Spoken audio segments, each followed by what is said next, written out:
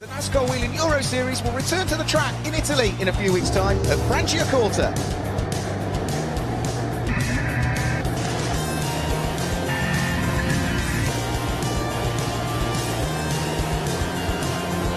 There'll be plenty of racing action to keep fans young and old entertained. Oh, there was contact. They were side by side. Oh, he's been spun around. He's facing the wrong way.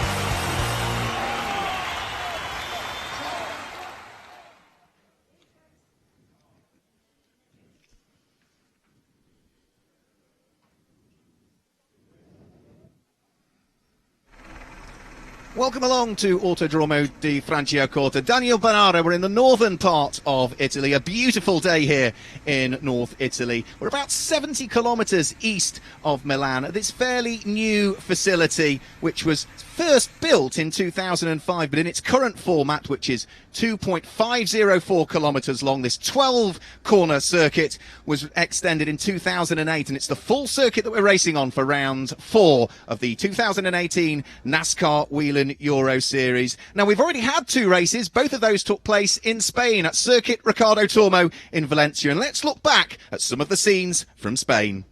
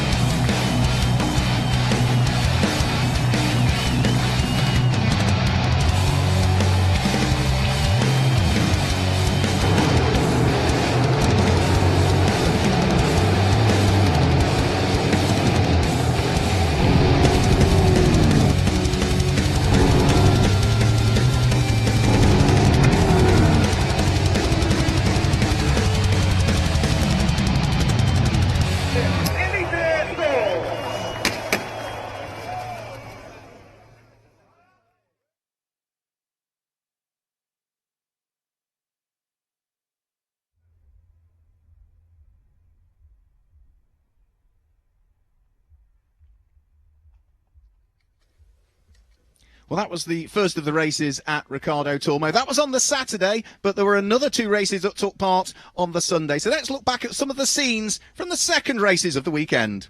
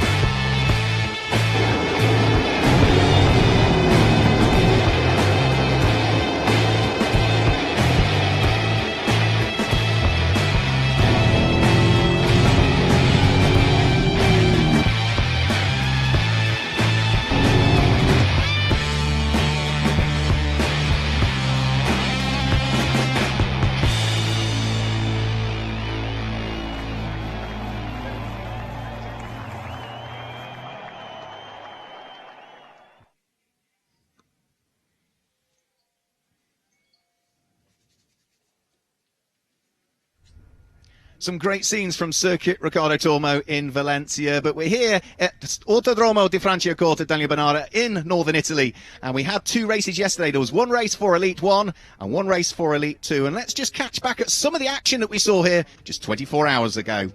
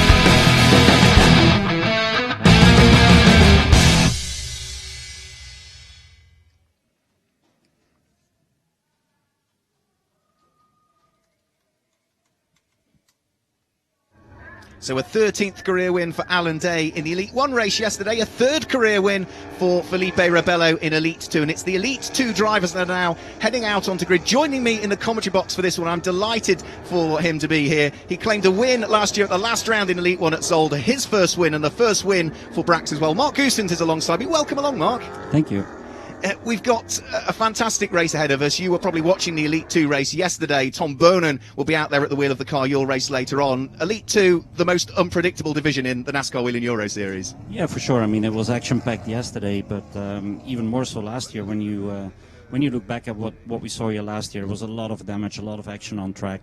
So I hope the guys are keeping it calm and quiet this year, because the cars need to run still in Elite 1 later on. So hopefully a lot of discipline, but hard racing. And your car here that Tom Bonan will drive in this race, unique on the grid in reality, because it's the Camaro that's got the new front end. It's the first time we've seen that in the championship. Yeah, correct. And I mean, I'm pretty honored to be driving that first one here in Franciacorta. I mean, we made a decision to go the Camaro route this year, after we did the Mustang deal last year for my car. Yeah. So we got Mustangs and Camaros in the team, and we were waiting for this for the debut of the nose, because the parts were delivered pretty late in the season. But like I said, I'm pretty honored to be driving that GM product myself here.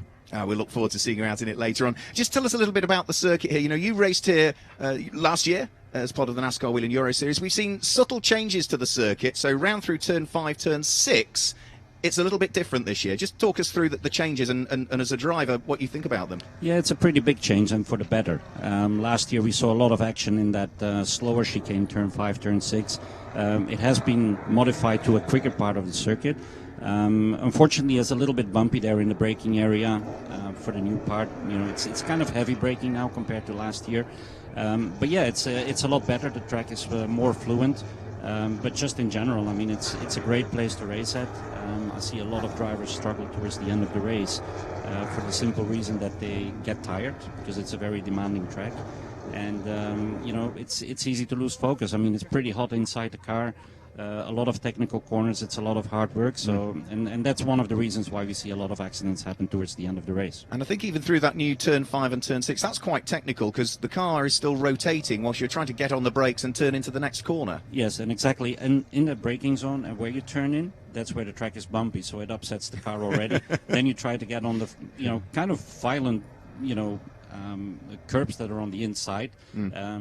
It's hard to keep control of the car, and it's hard to set up the car to be right for that area, and still not having to compensate anywhere else. I think I can tell just from my perspective, from a commentary perspective, it's a physical circuit for a couple of reasons. Firstly, Felipe Rebello ended up with a blister on his right thumb yesterday from the steering wheel from hanging on, and also twice this weekend I've walked in on drivers having massages after the race and seen things that I probably wouldn't wish to see. But it is, as you say, physical circuit, and in these warm conditions, the temperatures inside the car, that's going to affect the drivers, that's going to affect their concentration, it's going to affect the tyres, all of those things at the end of the race. Yeah, exactly. And I mean, I can only talk from my own car, but we got a fan inside the car sitting on the dash. The worst part of it all is when it starts blowing air, you're just shooting other hot air around in the car. So it's not really cooling unless you take air from the outside. Yeah. And there's regulations in this championship that don't allow everything. So it is tough, it is hard. But to get back to the physios that you see and people getting massages, I think that's the proof of this championship getting to a higher level. Yeah. I mean, it's getting very intense. There's a lot of tough competition. There's a lot of good drivers and a lot of good teams in this championship, and that's the reason why you see it getting more professional on any different level. And I think you look at Elite 2 now, and the level of Elite 2 each year just gets higher and higher and higher, and it doesn't matter whether you look at the rookies coming in, or whether it be some of the competitors that are in the Legend Trophy for the slightly older competitors. Each year the level of competition just gets higher and higher and higher. Yeah, that's correct. And I mean, if I look at, of course, Tom, who's driving my car, an ex-cycling champion, hasn't got too much experience in cars. But on the other hand, Pedro has been driving different cars, and we see that it's getting hard for him to break into that top 10. So it's only the second race, the second weekend for them in NASCAR, but I think time will show that it takes a lot of adapting for the drivers in this championship, and like you said, the competition is very tough. So the cars now are beginning to line up on the grid, and hopefully we can get a quick shot of the grid. It will allow us to sort of work our way through the grid. Here we go. So the grid today is set up as per their fastest laps that were set in yesterday's race. So sitting there on pole position, it's the number 24 PK Carsport Chevrolet of Guillaume Dumery. That's the car that is at the front of the grid and on the right-hand side as you look at it. So you can see the black tail end to that car, and you can just maybe pick out the Dayglow number at the back of it. Alongside him on the front row of the grid, it's the Memphis Racing Chevrolet, a Chevrolet lockout on the front row of the grid. Number 77, Guillaume de Flandre. Onto row 2 of the grid. On the right-hand side, you can see the number 11 car. That's the PK Carsport Chevrolet of yesterday's race winner, Felipe Rebello. His first win on a road course. He claimed 2 wins last year, both of those coming on the oval at Venray in Holland. And on the outside of that second row of the grid, it's the car that's largely white from the tail end. You can just see Alex Caffey Motorsport written across the back of it. That is the rather rapid Toyota of Denis Ardo, number 2. The third row of the grid, it's number 73, the first of the Knauf cars, the car with the grey and the light blue flashes to it of Paul Guillot. That's the first Ford on the grid, the number 73 car, and alongside him is the first of the Cal Racing cars, which is the yellow and green car, number 56, in the hands of Mathieu Dreza. The fourth row of the grid, that's where we see the second of the 2 Toyotas. It's the RDV Competition number 3 car. It's white on one side, it's black on the other, nice and easy to pick out. That's the Ulysses Delceau, and alongside him is the Pegasus Racing Chevrolet SS of Julien Schell, number 29. The next row of the grid, which is row number 4, and Julien Schell's not out there by the look of things, so there is a gap there, so you can see the gap alongside where Ulysses Delceau should be. So he hasn't made it out, Julien Schell, and we'll try and establish exactly what that problem might be. The next row of the grid is yellow and blue car, which is number 44, Gilles Linster, who, if you were watching the race yesterday, Mark, Gilles was one of those that started well for the first couple of laps, and then that car just sort of seemed to go backwards. Do you think that was maybe too aggressive on the setup after qualifying, or it just didn't seem to work in race conditions? Well, like we said, it's a very technical circuit, it's a very demanding track, and then with the high temperatures that we have here, a lot of this racing is down to tire management. Yeah. And I think a lot of people might have, by mistake or intentionally, try to bump the tire pressures for the beginning of the race to get some track position, because that's one part of it. But on the other hand, you need to last as well for the full 25 laps. So I think a lot of people, were forced to go backwards yesterday because the tires weren't up for it. Weren't up for it, yeah, and warm temperatures today won't help either. And alongside Gilles Linster is where we see car number 32, Florian Venturi, at the wheel of the Go Fast Ford Mustang. He's got a 5-place grid drop as a penalty based on an incident that happened in yesterday's race. The next row of the grid, which is going to be row number 6, it's the white and light blue car of Wilfried Busenna, the Knauf Racing Ford Mustang, number 37, and alongside him is the Racing Total Ford. It's another Mustang in the hands of number 46, Justin Kuntz. The 7th row of the grid is number 41. That's the black car with the sort of lighter green flashes down the side of it. Difficult to see from this position, number 41, which is Max Launzer. And alongside him, that's your car, is it not? Car number 91, the light blue Chevrolet with the Dayglow yellow stripes down the centre of it, in the hands of Tom Boonen, and that's that's going to be the car you'll be driving in the race later on in Elite 1, Mark. Yeah, that's correct. The 8th row of the grid, number 27, is Pierluigi Verrezzoni at the wheel of his BVR Motorsport Ford Mustang. Alongside him is another driver that's got a grid place drop based on a penalty from yesterday. That's the British driver, number 58, Alex Sedgwick for MRT Nocentini. He's a rookie. He's at the wheel of the Ford. And row number 9, it's another Ford. It's the red car with the checkers down it, the Racers Motorsport car of Nicola Risitano, number 8. And alongside him, it's another car from Brax Racing. It's car number 90, which is Pedro Bonet, who will join us in the commentary box for the Elite 1 race later on. The 10th row of the grid, number 47, is Marconi Abreu, and alongside him it's going to be number 78, team patron for Brax Racing, Jerry DeVert, who takes part in both races. We say it's a physical circuit. Jerry is eligible for the Legend Trophy, which means he's perhaps not as young as some other drivers out there. How physical is it for Jerry at his age to do all of the racing over the course of a weekend? Well, he's okay. I mean, Jerry works hard at it, and he does this for fun, but he does work out, and he's pretty fit, if not one of the fittest guys in the field. So he deals well with it. He does still the Elite 2 races and the Elite 1 races, but he's trying to go for points and trophies in Elite 2 mainly. We'll just carry on through the rest of the grid. The next row of the grid is car number 9, which is Simone Loretti, and alongside is number 31, which is Francisco Barli. The 12th row of the grid is Max Pampel, a new team for this weekend, which is the Belgium Driver Academy, and alongside is the first of the ladies in the Lady Cup, which is Carmen Boych-Gilles. She claimed a win in the Ladies Cup yesterday. Car number 1, the Alex Caffey racing car. Row number 13 is Eric Quintal, number 33, and alongside is number 54, which is Ariana Casoli at the wheel of the Cal Racing Chevrolet. And at the back of the grid, on his own on row number 14, is Dietrich Seyssens at the wheel of the Hendricks Motorsport car. So hopefully Ariana's problems have been solved that she had yesterday. We gather the car that's missing from the grid, which was going to be the car of Julien Schell, is still in the process of trying to get some problems sorted from yesterday. And as they head off on their green flag warming up lap, Mark, now is the time where they've got to try and build some temperatures in those tyres. Thankfully, warm ambient conditions mean that it's not too difficult, is it not? No, it's true. I mean, it's pretty easy now to generate some heat, but it's not only for the tires. You can see what Guillaume Dumoulin is doing now.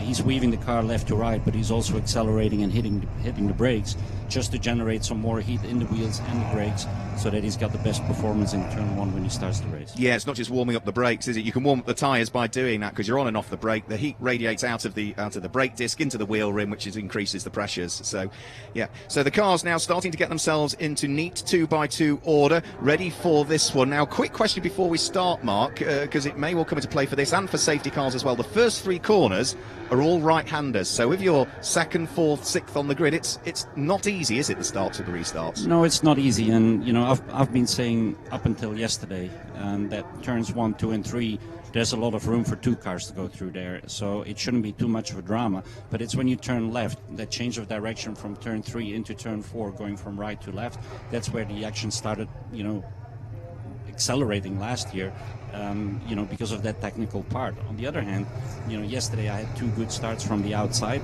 and there was plenty of room.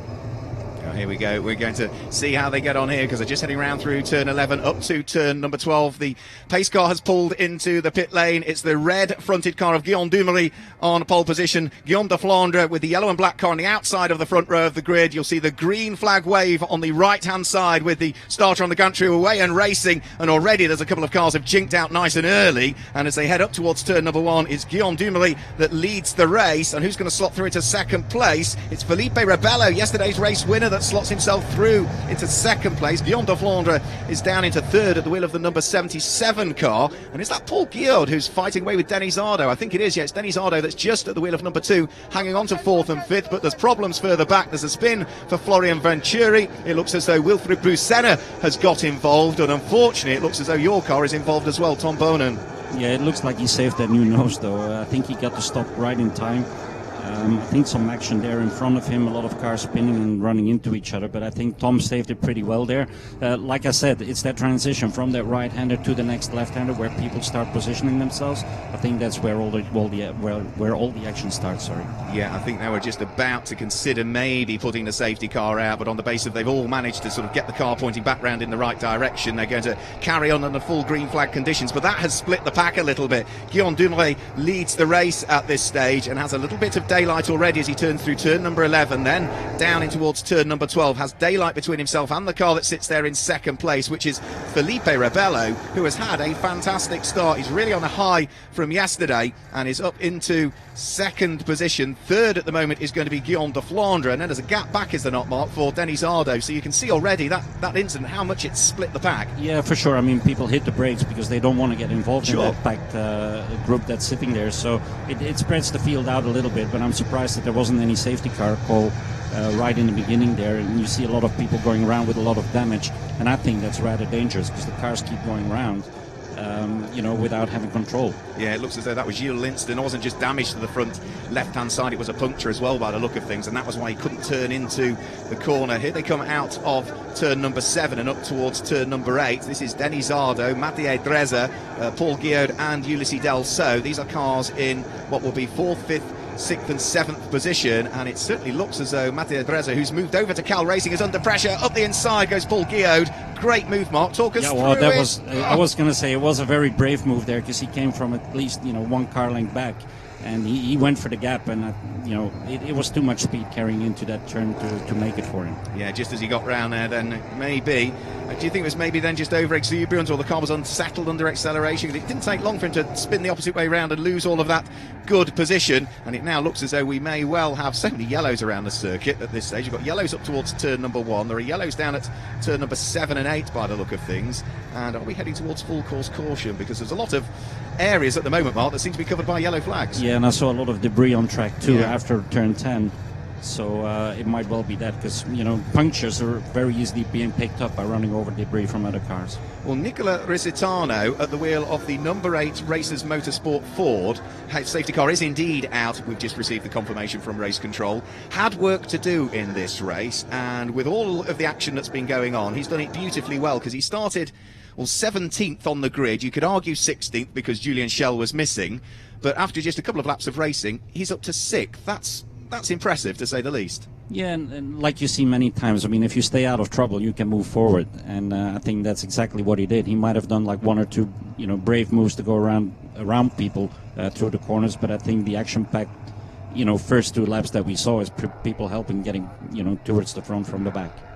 So with the safety car out there, that will bunch the pack up. We've obviously got cars to recover. We've got a little bit of sweeping up to be done. You can still see a small amount of debris just over there on the right-hand side of the circuit as we look at it, left-hand side as the drivers approach it, up towards turn number 11. There's just a couple of drivers I want to pick up on, Mark, that for me, I've been impressed with so far this year, the rookies in particular. Nicolas Risitano is one of those. Rookie to the championship, has come out of karting and is now driving a big 400 brake horsepower, 1,200 kilogram European NASCAR. And the other driver is Florian Venturi, who has come out of single-seaters, and as you did, but has now adapted instantly to a big, heavy car where it's an entirely different driving style. Yeah, it is a very different driving style, but I think talented drivers can get away with anything. Yeah. And I think it's a smart move, because I think if you start early enough with this kind of racing, you can create yourself some opportunities towards the future. And get yourself into the picture for the real people at NASCAR in America. Well, as we've seen, drivers from this heading over to not just the awards ceremony, but also going over to race in the full NASCAR series. And, well, I know you've done lots of racing in America. We've seen Alan Day head over and race last year as well. One driver that has been involved was the championship leader coming into this weekend, Wilfried Busenna, who took a double win at Circuit Ricardo Tormo in Valencia. Involved in the incident in the early stages. You can see he's down in 23rd position currently. So let's just run you through the order as we are now on lap number 3. Guillaume Dumoulin leads the race. Felipe Rebello, number 11, is in 2nd position as they head past our camera points now. In 3rd place, it is number 77, Guillaume de Flandre. 4th place for the leading Italian at this Italian circuit, Denis Ardo. Ulysses Delso, number 3, is there in 5th place, and Nicola Risitano completes the top 6. Mattia Dresa, number 56, is 7th. Max Lanza is in 8th place. Pierluigi Veresoni, number 27, is in 9th place, and Maxime Pampel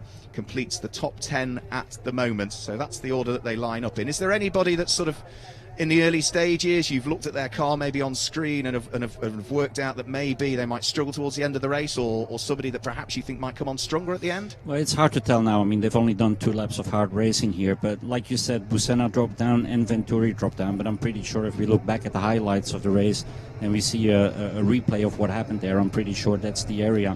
The 10th, 12th, 11th place on the starting grid, I think that's where the action started, where the accident started being created, and I think everybody after that started hitting the brakes, which I think, even for our 91 car, Tom, saved it pretty fair and hit the brakes and stopped right in front of the big damage. He just got stopped in time, was able to swerve around it. But you're right, it was suddenly Wilfried Busenna and Florian Venturi, that part of the grid. Both of those were involved. Damage to the front end of Wilfried Busenna's car, and we hopefully we'll have maybe some new points leaders after this race. We've seen difficult weekend by the look of things for Wilfried Busenna. Florian Venturi was given a grid penalty for an incident in yesterday's race. Nicolas Risitano was also involved in an incident yesterday, which meant that he finished at the very bottom of the top 10. So it's been a difficult weekend. You can see the damage to Wilfried Busenna's car.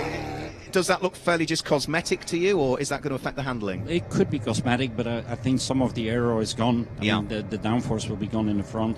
It's hard to tell how much that is going to affect his pace, during the race. I see some more damage there. I see some bars being bent, and see him sitting sideways there. So, but a clear view there. I think, from what I saw in that first lap, is that the 32 car spun around, and he might have had some help from the 37 there. Yeah, unfortunate, isn't it, for both of them? And I agree. Yeah, it looked cosmetic, but as the car was heading towards you, you could see that the camber on what was the front right wheel, front left as we look at it, certainly looked as though there was a lot more camber on that side of the car. And so it's not just the aero damage. That's going to mean that car is not going to handle very well. And when it's a physical circuit, it sort of exacerbates the problem, doesn't it? Yeah, it does. But, as we all know, NASCAR races are pretty long. Like we said before the race started, under these conditions, I think the ones that are surviving here are going to go a long way. So, if he keeps going, even if he doesn't have the best car, he can still pick up points by going all the distance. So with the safety car out there, most of the sweeping up has been done. I think the odd little car now that was out on circuit has largely been moved out of the way. We are on lap number 5 currently, and well, Knauf team will need to do a fair chunk of work for the number 37 car to ensure that is back to as it should be in tip-top condition for Tomo Ferrando, the reigning Elite 2 champion. Tomo Ferrando was racing in both Elite 1 and Elite 2 this year. He's concentrating on just Elite 1, and that number 37 car that is in the hands of Wilfred Busena is looking rather second-hand at this stage. So we're not far away, I wouldn't have thought, Mark. Looks as though the marshals and the officials have done a good job of clearing up the incidents. Yeah, I think they're just repositioning people now at this point to see who was involved with the incident and who not, and go back to how they were running under the last green flag that they did. This is maybe a good time to talk about starting procedures and restart procedures, because what we saw there at the initial start, like you said, a lot of people just moved out of their lines and tried to pass people straight away as soon as they saw the green light come on. This is not allowed in NASCAR. Basically, the car should be in 2 files all the way up into the starting line. So until they pass the starting line, they cannot even move to the left or the right to even take a look and not pass people. They have to sit behind the other guy's bumper. And what we saw here in Elite 2 is a lot of new drivers. There's a lot of rookies. We saw Pedro Bonet, for instance, in the 90 car. He was one of the first ones to jump out of line. I'm pretty sure when race control sees that they will give them a warning, and that'll be under investigation. And that's correct, following the rules for NASCAR. Absolutely. I mean, it was made very clear at Valencia. It was made very clear by the race director, and they will look into all of this footage. And as you correctly say, until they get to the line, that is when they are not allowed to jink out. Once they've got to the start-finish line, it's not when the green flag's waved. It's when you get to that line. And as the official document gave, they have to be bumper to bumper to the car ahead and the car behind, and door to door with the car either to their left or to the right. Yes, correct. And just for people that are watching at home, this is different to any other FIA series that you see in Europe. If you're faster than the guy in front of you, you have to push them forward. You can't move out of line, but you can push them forward. Yeah, absolutely. In Europe, you can't overtake until you get to the line, but you can jink out from behind. So a couple of the questions that, it's great to see so many of you watching online and looking at the stream. A couple of questions come in. We've got some people that are asking all the sensible questions, talking about the power and the weight of these cars, Mark. So maybe if you can sort of just talk us through that. Yeah, those cars are just over 1,200 kilos in weight. Obviously, all the cars are identical chassis. They got the same engines. They all are kind of different from bodywork because you can be linked to a different manufacturer. Yeah. But other than that, I mean, they're all equal at just over 400 brake horsepower. And if it's 1,200 kilos, just for those of you that want to convert that, it's about 2,670 pounds, something like that. So that's the weight of the cars. So lineup is now okay, is the information we're receiving from race control. The safety car, therefore, will be in at the end of this lap, and we're now at the point again, Mark, as we were referring to, that we'll see whether they can get through turn 1 side by side, which is the first right-hander, another right-hander side by side at turn 2. The third right-hander is turn 3, and then, as you say, it's that transition from the right-hand corners to the left that, as we saw yesterday, caused a few problems, and as we saw at the first attempt at this race, caused some problems. Yeah, and if you look at the first 2 corners for sure, you got the entry of the corner, but then it opens up again on exit, and that happens at the exit of the first corner. It happens on the exit of the second corner, but then as they go into turn 3, everybody knows that the track is closing up on the exit because you have to get into that left-hander afterwards. So we'll see how they get through it here, but I think watching the start is going to be another one. Yeah, that's it. Keep sending your questions in. We'll try and answer as many of them as we possibly can.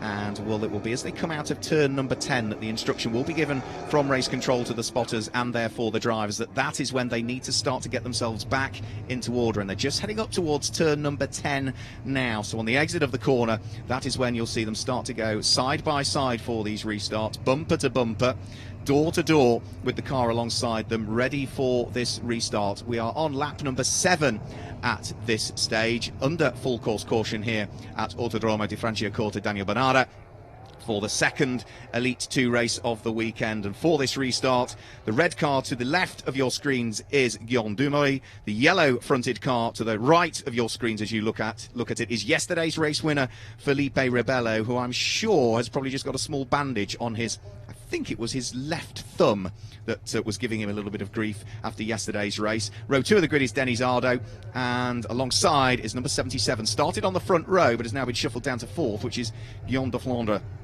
So they're just working their way up towards turn number 11. Then the circuit just briefly drops away in towards turn number 12.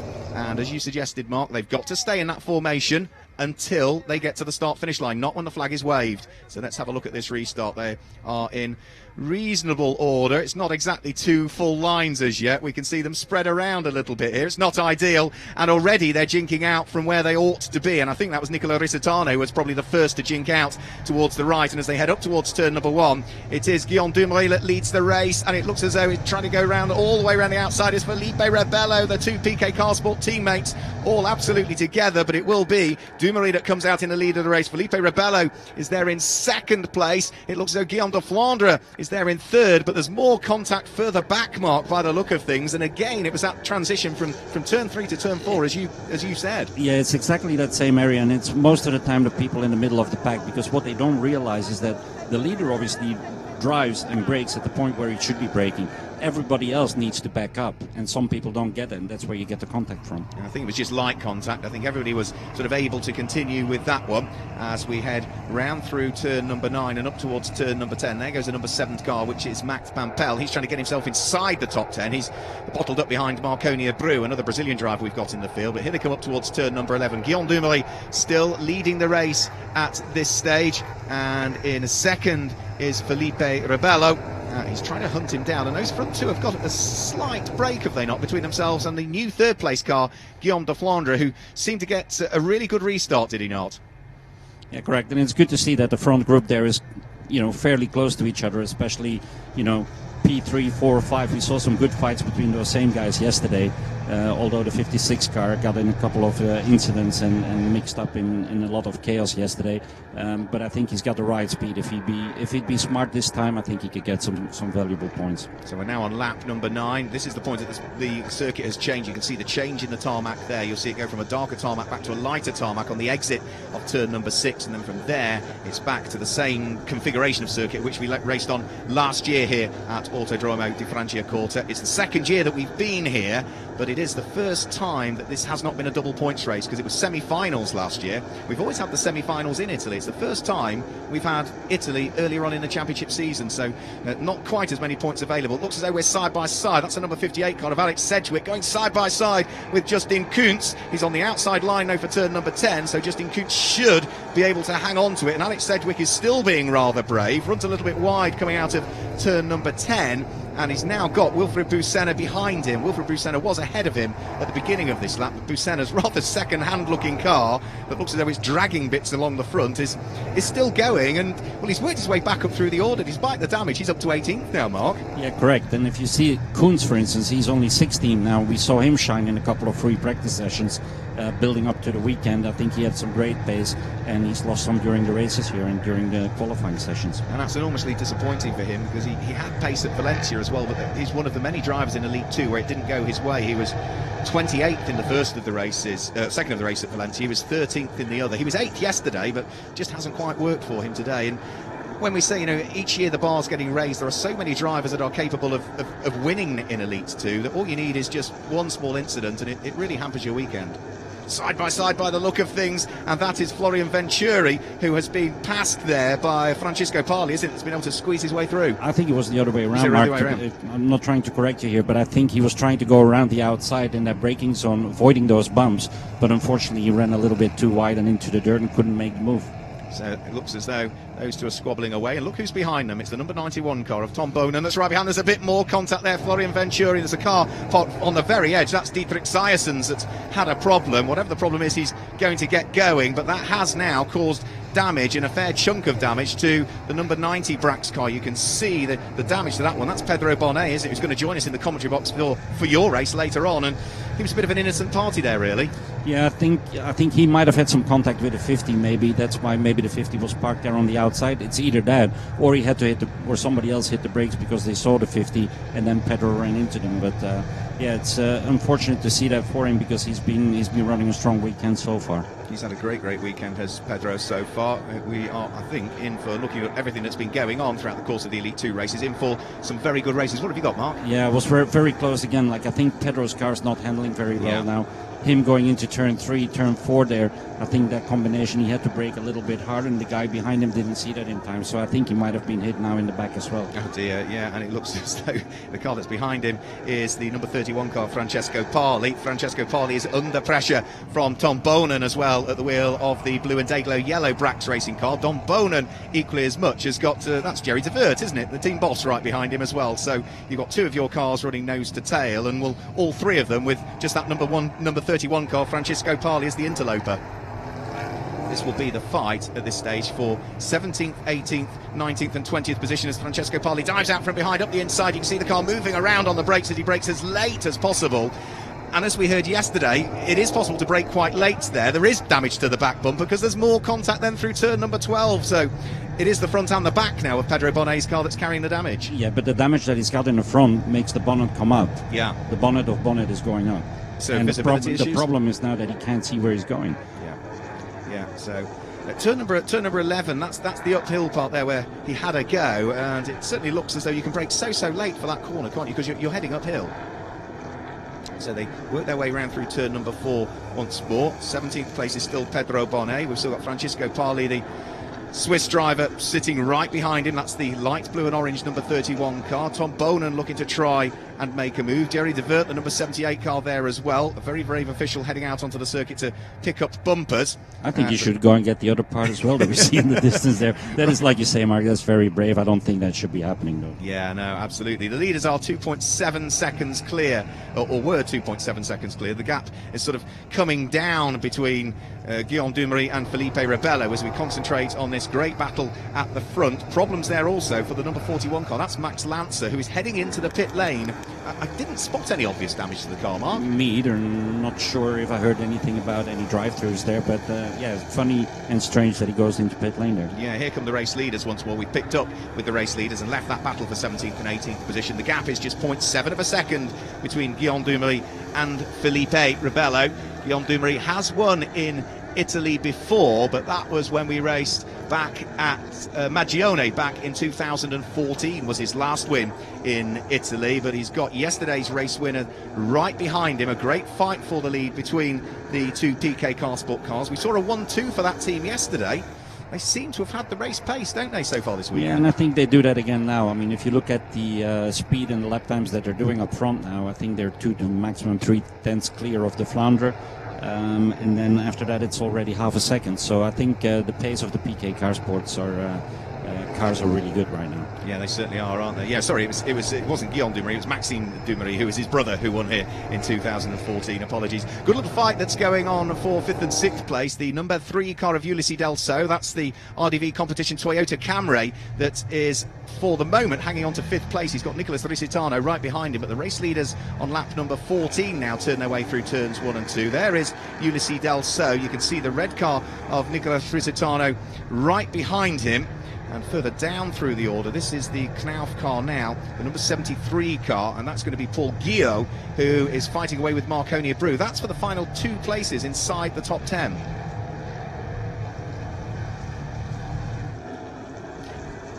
Looks as though there's a drive-through penalty for Pierluigi Verrazzoni. We ought to say leading the Ladies' Cup at this stage is down in 14th position, car number 1, which is Carmen Boitz-Gilles. She seems to have had the pace over Ariana Casoli over the course of this weekend. Yeah, and she moved up very well, because I think she started there at P24 and running in 14 now. So she made up 10 positions since we had that safety car earlier on. Yeah, she's had a good race, and she finished in 22nd position yesterday, but she did say it was a very, very physical race. Looks as though leading the legend category at this stage is going to be down in 16th position, Francesco Parli, as diving through to gain a place, Nicola Trisitano up the inside of Ulysses Delso to gain a position. That was on the approach towards turn number 11. We are now past the half distance of this race, and look at the gap for the lead of the race. It really has come down, Mark. Felipe Rebello is charging. Localised yellow flags through turns number 4 at this stage. There's a car out there with a problem, but the gap for the lead has certainly come down.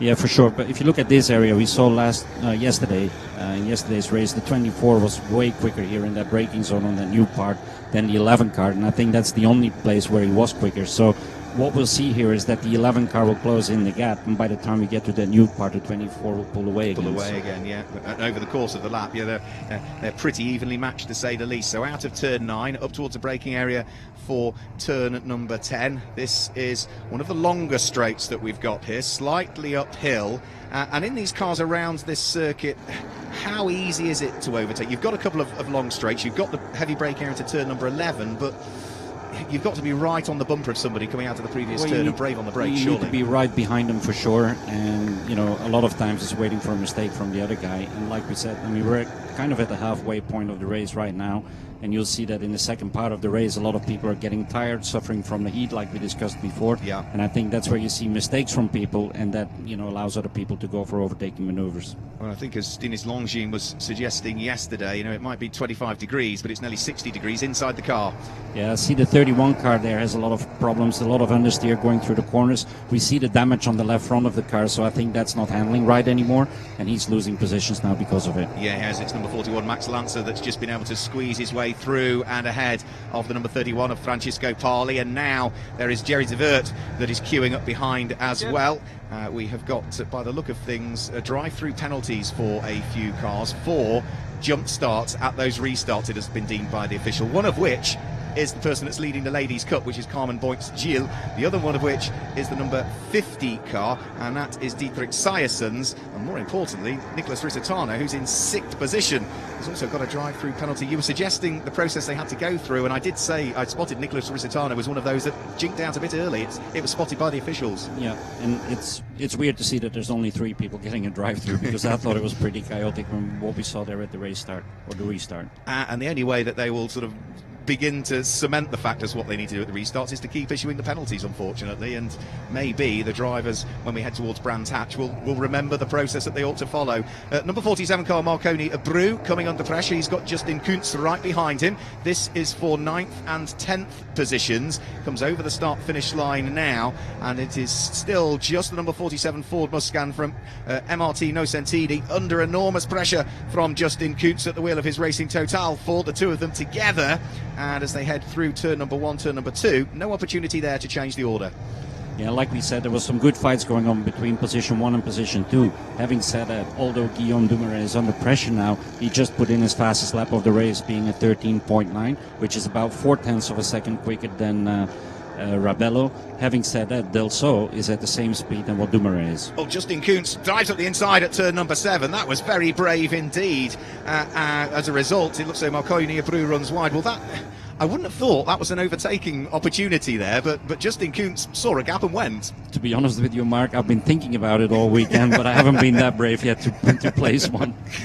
He's got away with it there, has Justin Kuntz. Great driving from him, and he's another driver that was hoping for good things. It didn't quite happen for him in Valencia with a 13th and a 28th. He's up to 8th yesterday, and now another place gained means he's 8th today. It looks as though Mattia Dreza there, the number 56 car, has been caught by Ulysses Delso. That number 3 car from RDV competition is one of the couple of Toyotas that we've got in the field at this stage, and just looks as though now Mattia Dreza's Cal Racing Chevrolet is, as we've suggested, now just starting to struggle towards the end of the race. Yeah, and I think it might have been a little bit of overdriving in the beginning, of using his tires a little bit too much.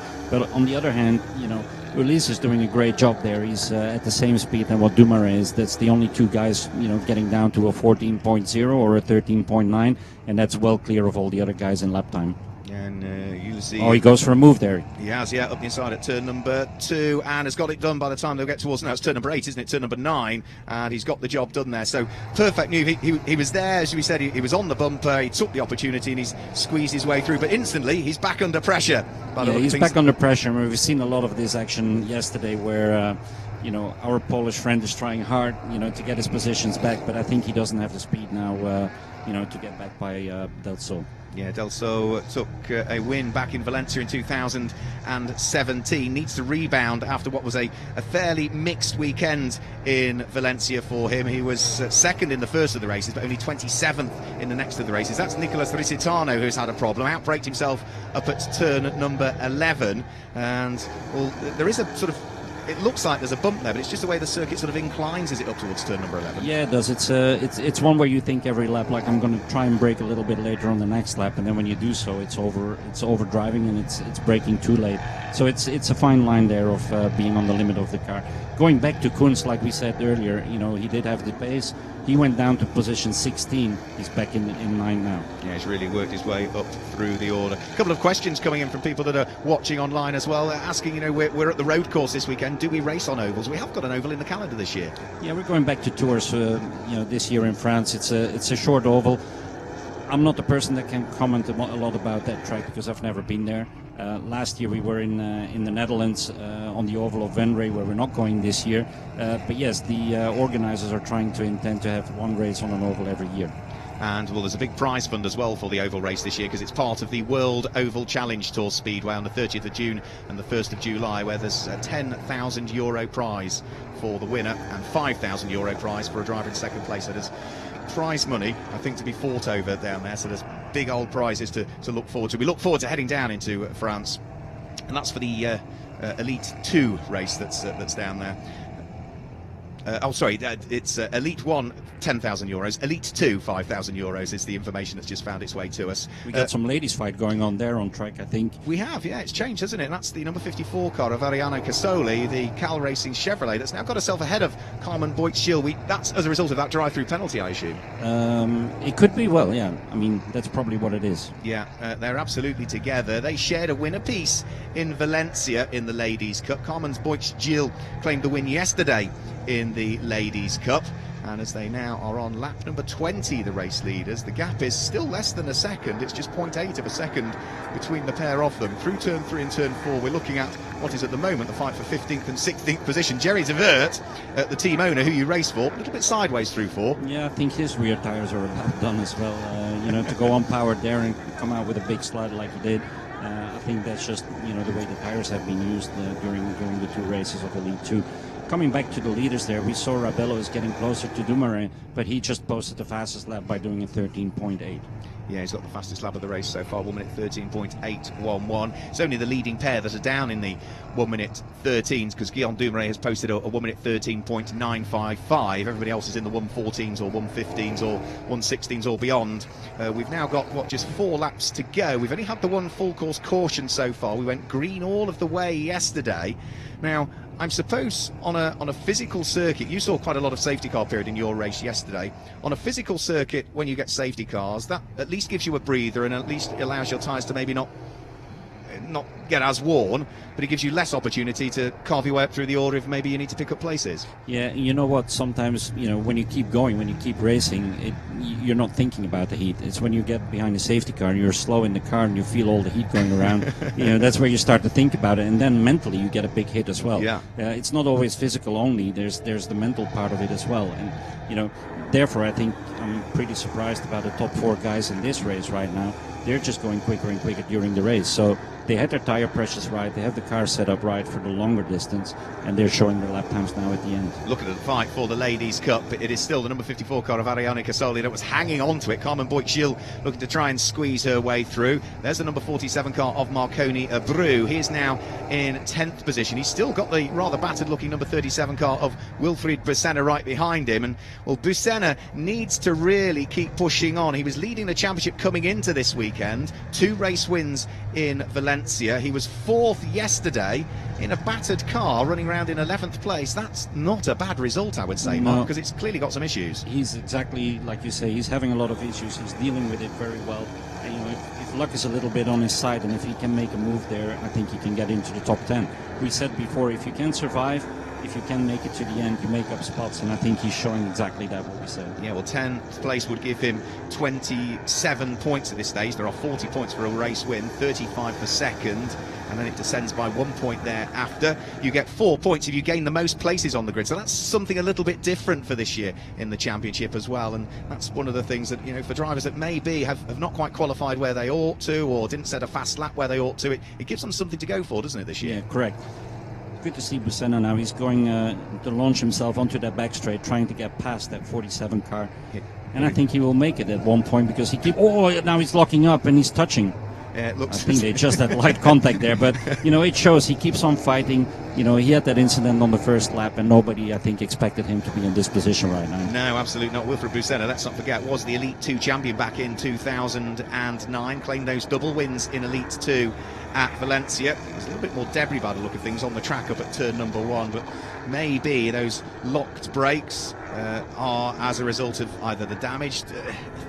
If he's locking the brakes, then maybe he might flat spot them, and around here that's not what you really want to do either, is it? Flat spot your tyres? No, it isn't, but maybe for those last 3 laps it might not hurt too much. He just needs to close that gap again now, because that was a little bit of a mistake at the end of the back straight, so he lost some ground there. If he makes it back up, he can have another go maybe on the last lap. Yes, we're on lap number 23 of 25 at this stage, and the race lead has come down again. It's come back down to half a second between Guillaume Dumery and Felipe Rebello as we continue to just look at the fight for the final place inside the top 10. It's still being held by number 47 Marconi Abreu. He's still got Wilfried Bussenna right behind him. Now, bearing in mind that Guillaume Dumery and Felipe Rebello are teammates, and there's half a second between the pair of them, if you were the team manager at PK Car Sport, what information would you be giving them with a couple of laps to go when they're on for a 1-2? You're asking me. I wouldn't get involved, but I think the spotters are having the right discussion there up the tower.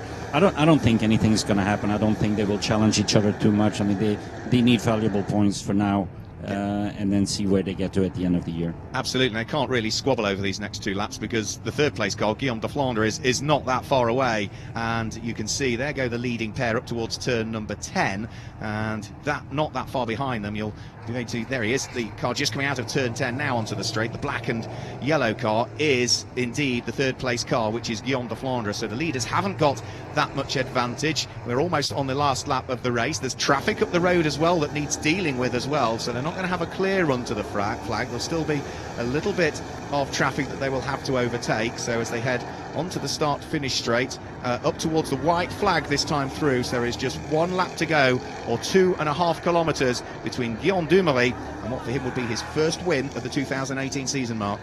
Yeah, and I think Guillaume has been running strong. Even last year he was on a good run. I think he just keeps improving, and I think that's very good what he's doing there now. Here we see Bussenna still trying to fight off that place with the 47 car, with Abreu. He's just not shaking him away, is he? And it looks as though now we've got Pierluigi Veronese looking to try and join in as well and make it 3 cars fighting over what will be 10th, 11th and 12th position. But up towards turn number 9 for the final time comes our race leader Guillaume Dumery. Up towards then onto the brakes through turn number 10, and Felipe Rebello still pushing by the look of things, is he not? He's looking to try and get himself as close as he can, Mark, as they head towards the final couple of corners. Well, he's doing that, and he's obviously watching that other car in front of them too, because if they get into traffic still for this last lap, he might have had a chance, but I don't think it's going to happen now. I think Guillaume's pretty clear for this victory.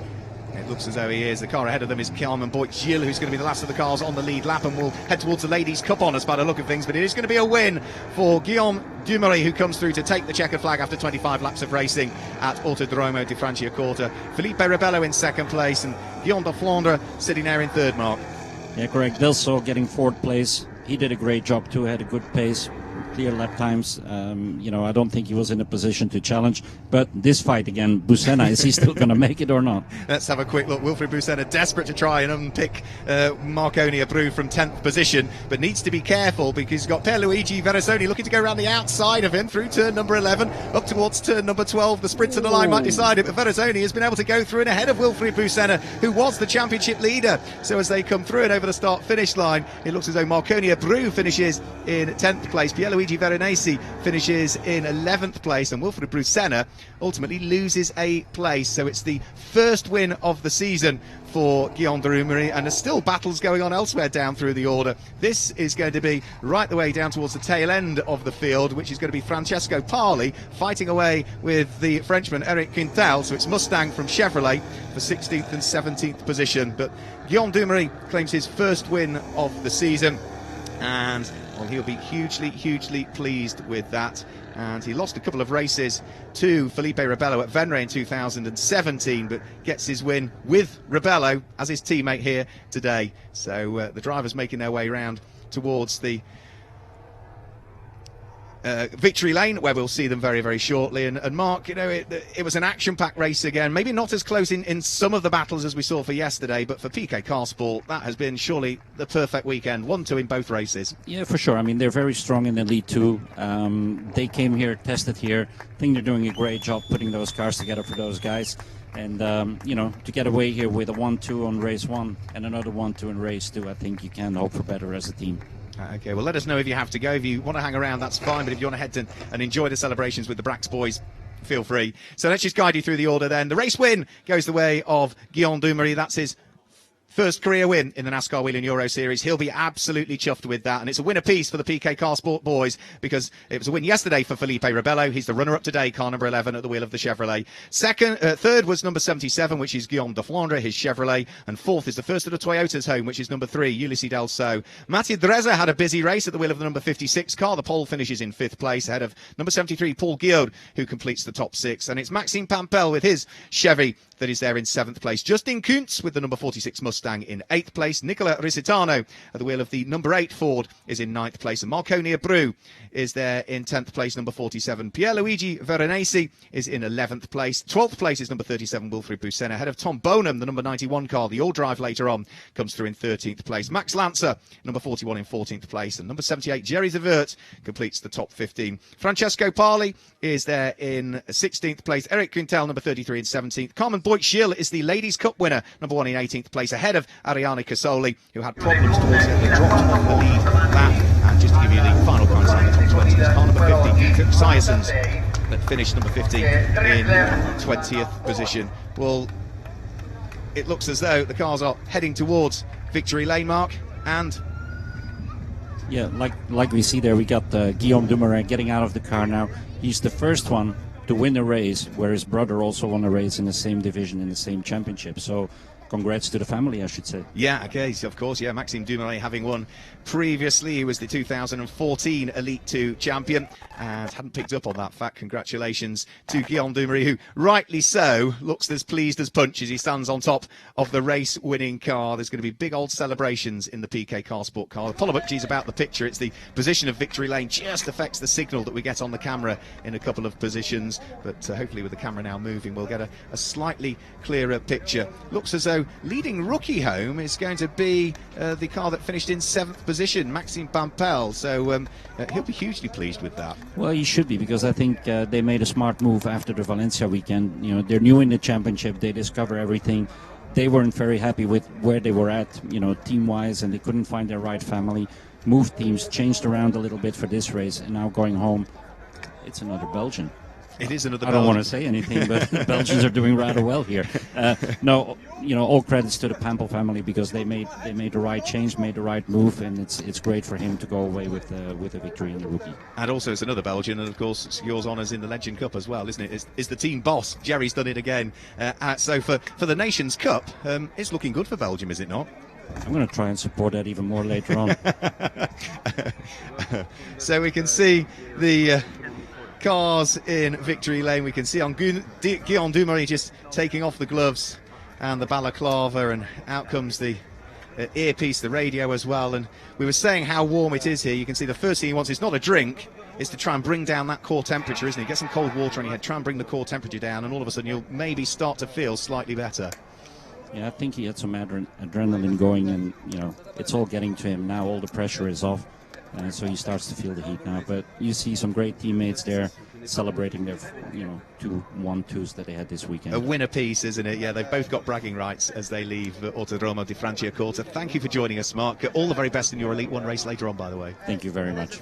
Great to see you. Thanks for joining us. Mark Goosens there, who joined us in the commentary box. We wish him all the very best for his Elite 1 race later on. Of course, will be shown live once more. And we hope that he has better fortunes today than he had yesterday. You can see the enormous crowd that are here at Autodromo di Franciacorta. Daniel Banara. We've got lots going on circuit. There's not just the NASCAR Whelen Euro Series here. We've got lots of support races going on. There's a huge food area and stunt shows and helicopter rides and so much going on. It's a proper family weekend at all of the NASCAR Whelen Euro Series events, and not least of which will be the next round that we go to on the 9th and 10th of June. Just, 3 weeks away in reality. We head to the UK, to Brands Hatch on the Indy circuit there. Brands Hatch for what will be American Speed Fest 5, and by the look of things we can now have a quick conversation with our race winner.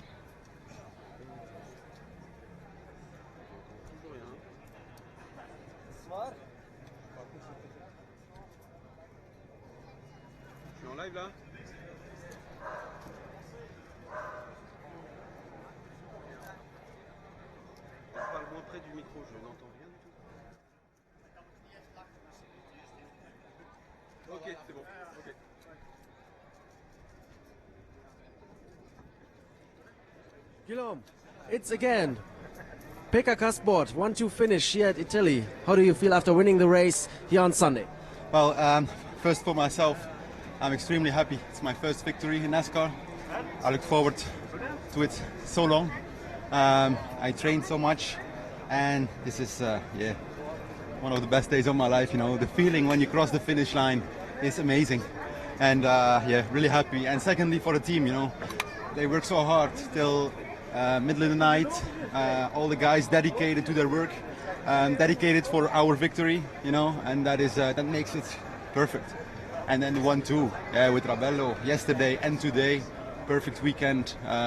Start row 1-2, race 1 1-2, race 2 1-2. Great, very happy, very happy. Thank you very much, and congratulations for your win.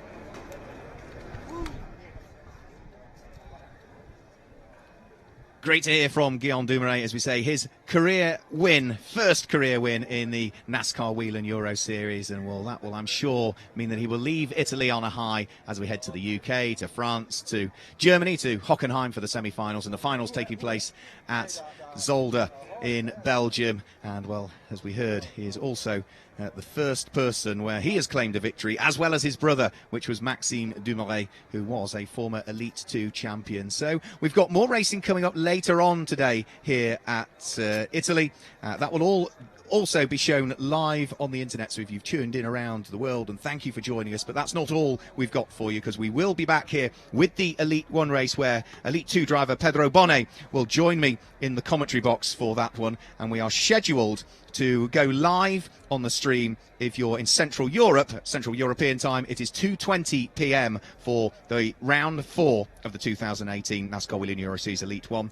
If you're watching in America, 8:20 a.m. Eastern time is when you can join us. Well, that's it for the moment here in Italy. Let's have a quick look at what's coming up next time out when we head to the UK and Brands Hatch. The NASCAR Whelen Euro Series returns to Brands Hatch in early June for American Speed Fest 6. The event is a favourite with UK race fans and the drivers too.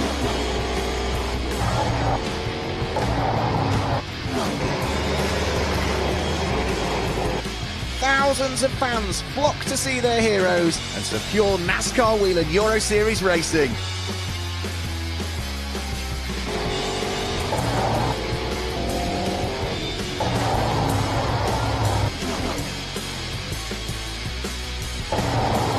He's spun! He's in the gravel!